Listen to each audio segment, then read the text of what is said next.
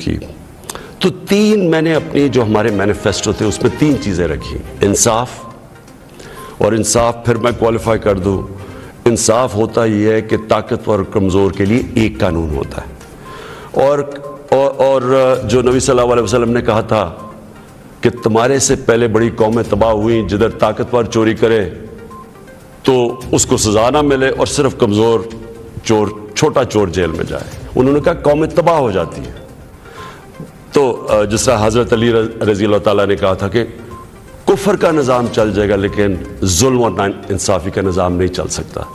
تو یہ بیسس ہے ایک انصاف، اور دوسرا انسانیت. رحم ہوتا ہے ایک اسلامی ریاست میں جو کہ مدینہ کی ریاست میں پہلی فلاحی ریاست بنائی گئی تھی، جو میں بار بار لوگوں کو کہتا ہوں. تو یہ میرے دو ایمز تھے.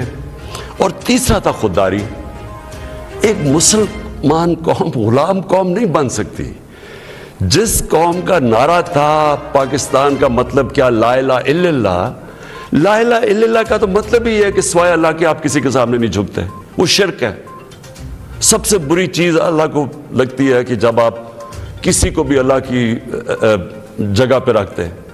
تو یہ غلامی جو ہوتی ہے، یہ جب آپ کسی کی بھی پیسے کی غلامی، خوف کی غلامی، یہ سب شرک ہے. کیونکہ لا الہ الا اللہ انسان کو آزاد کرتا ہے. یہ تین تھے میرے آج سے 25 سال پہلے. آپ دیکھیں کہ میں مینیفیسٹو میں یہ تین چیزیں لکھی تھی. مجھے لوگ کہتے ہیں عمران صاحب آپ اسلام کا نام استعمال کرتے ہیں. میں اگر میرے میں اللہ ایمان نہ ڈالتا، میں پولیٹکس میں کیوں آتا؟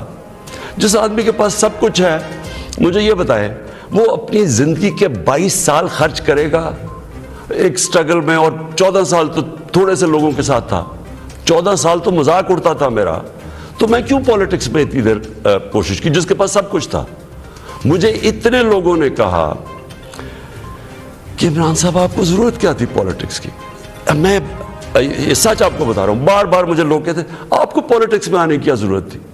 یعنی صرف آپ کو ضرورت ہی ہو تو آپ پولیٹکس میں آئیں، آپ کوئی نظریے کے لیے نہ آئیں، کوئی آپ کی بڑی ایمبیشن نہ ہو. ایک میں اپنے سارے جو، اور خاص طور پہ میں چاہتا ہوں میرے جو نوجوان ہیں وہ آج میرا بڑا غور سے سنے جو میں نے آپ سے بات کرنی ہے. دیکھیں، ایک مولانا رومی کی ایک سینگ ہے. مولانا رومی کہتے ہیں کہ جب اللہ نے آپ کو پر دیے ہیں تو آپ کیوں چونٹیوں کی طرح زمین پہ رینگ رہے ہیں؟